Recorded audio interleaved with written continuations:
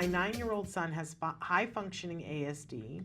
He has a watch set to remind him every 2 hours to go to the bathroom, since he doesn't seem to recognize when he needs to go. Sometimes he responds to the vibrating, but I've noticed other times he ignores it. Usually when he's playing video games. How well do I know this routine? Then I have to tell him to go. He also pushes the buttons and resets the time. He still isn't consistent with nighttime bladder control, but has woken up dry 5 days in a row last week, and thank you for all your help. Okay, where do we want to start? Okay, a lot going on here. Yeah, a lot. So potty training can be the most challenging thing. You know, if he's trained and it's a distraction, then we need to look at, you know, this is not a skill deficit, maybe it's a performance problem. Now, if it's a performance problem and he's motivated by those video games, I would set up a reward system. I would set up some kind of reward system where, you know, 80% of the times that we start there, the vibration goes off, he gets a video game token. And as long as he gets the allotted amount of tokens within whatever amount of time you kind of predetermine, then he can access those video games. You want to use the environment and use the motivators, use the things that maybe are restricting him or preventing him from going to the bathroom because he's so distracted as that reward. Look, video games, I myself am gonna be 38 very soon. I still play video games. It's easy to kind of get into that, like, oh, you get caught in it, and before you know it, it's 2 hours, and you go, okay, I've wasted 2 hours that I'll never get back. It's easy to look at that as an adult, but for a child, for a teenager, they don't care about anything else. It's, you know, it's about beating that level. It's about beating that boss. So it might be that he's feeling the physical cue, that, you know, the private event that we call it, and just not acting on it because he wants to get to the next level. So you kind of want to flip it on him and say, well, you know, we need to see you're a big boy now, you're growing up, you're so smart, you play video games really well, but you can't just have free access if you are not following your, I'm guessing it's probably just like a vibrating beeper watch, okay? If you listen to that or respond to it and don't reset the time, you'll get a token. Now, it's really important that you kind of set up a time for this. So, you know, in the next 4 hours, because if he's going every 2 hours, maybe 2 successes, and then he can access the video games. If he has an accident, maybe there's a penalty for the amount of time he can spend on the video games. The key here is going to be reinforcement. What is the most powerful reinforcer?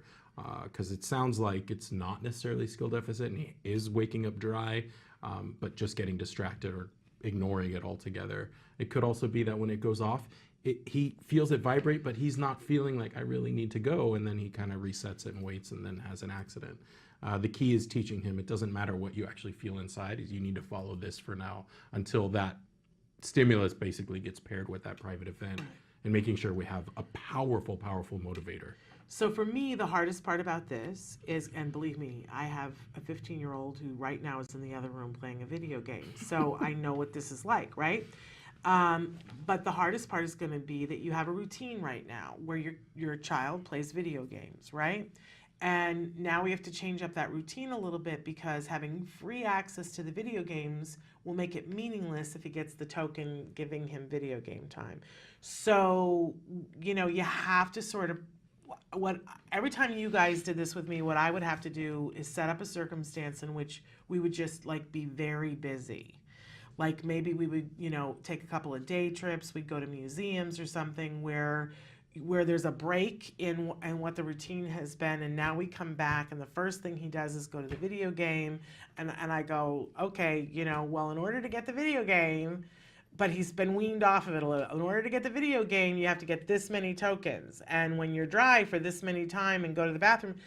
But I think it's just too hard to just suddenly, it's Monday morning and go, okay, today we're just going to do it differently, and you don't get your video game unless you're dry, because then you get behavior, and none of us want to sign up for that. Right, absolutely. And it's, you know, right now kids are on summer break, so they probably have a lot more time. I had my cousin tell me the other day, oh yeah, I play like 6 hours a day, and I just thought, your brain, what's happening to your brain? But really, it's going to be, and you bring up a great point, by doing those things, you're keeping them busy, but you're also creating that state of deprivation, which we know deprivation is the motivation for doing anything.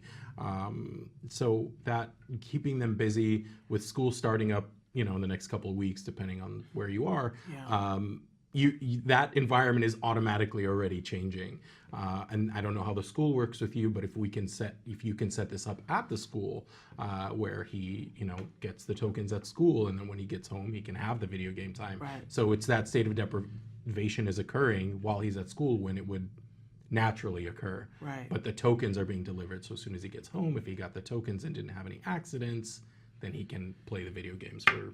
It's like a glass half full, half empty kind of thing. What we want to do is set up the circumstance where they're thinking of it in terms of, oh, if I do this, I get this. Right. Not if I don't do this, I don't get it. Really, you want to, and that's a very fine line, right?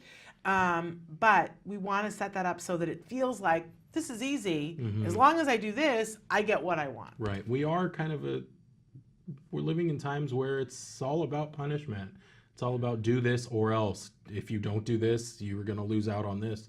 And, you know, there is a lot of research pointing to how punishment just doesn't have the long-term effects that reinforcement does. You know, I don't want to get all like soapboxy and say we need to spread love and be positive just in our general lives. But honestly, in the last couple of years, I've kind of come to that realization is we just need to be positive people, and we need to kind of start flipping things more on the do this and you'll get this. Exactly. Do this thing and you'll have access to this thing. As but parents, it's possible the kid will look at it the other way, but you, as a parent, you've got to flip that on its ear and get him motivated. Right. It's just about creating that motivation and being positive and saying, so proud of everything you're doing. You've reached all these accomplishments. This isn't a rule because we're trying to punish you. It's just the next phase in your growth. It's the next step for you. You want to spin it. You want to make it. So you're almost empowering them, you're encouraging them and making them feel like, hey, I can do this. Yeah, sure, that's awesome. And you'll see, and sometimes sometimes our kids surprise us and they just get motivated by the challenge. And you just, okay, well, I didn't expect that, but he's sitting down and doing math homework because it's hard and he wants to do it. So, right. Yep. It does happen. I've seen that. Yep. But take my advice. Don't start cold turkey. Go do something for 3 days to distract so that you can start anew.